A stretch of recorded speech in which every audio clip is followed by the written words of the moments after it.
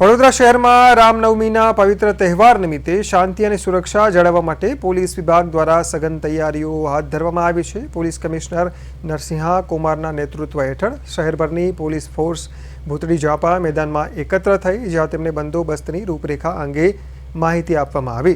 આ વર્ષે શહેરમાં 23 જેટલી શોભાયાત્રાનું આયોજન કરાયું છે, જેમાં અનેક ભંડારાઓ પણ યોજાશે। પોલીસ કમિશનર સહિત હજારો પોલીસ જવાનો અને અધિકારીઓ સુરક્ષા વ્યવસ્થામાં તહેનાત રહેશે।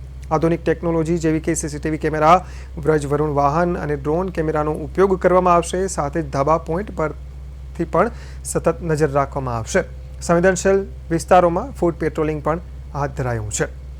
રામનવમીના સેલિબ્રેશનના ભાગરૂપે લગભગ 23 શોભાયાત્રાઓ, 9 જેટલા ભંડારાઓ અને જુદા જુદા મંદિરમાં પૂજા, આરતી અને ભક્તજનોના દર્શનના જે કાર્યક્રમ છે, આના પરિપ્રેક્ષ્યમાં શહેર પોલીસ તરફથી ડિટેલ્ડ સિક્યુરિટી અરેન્જમેન્ટ ગોઠવવામાં આવેલ છે।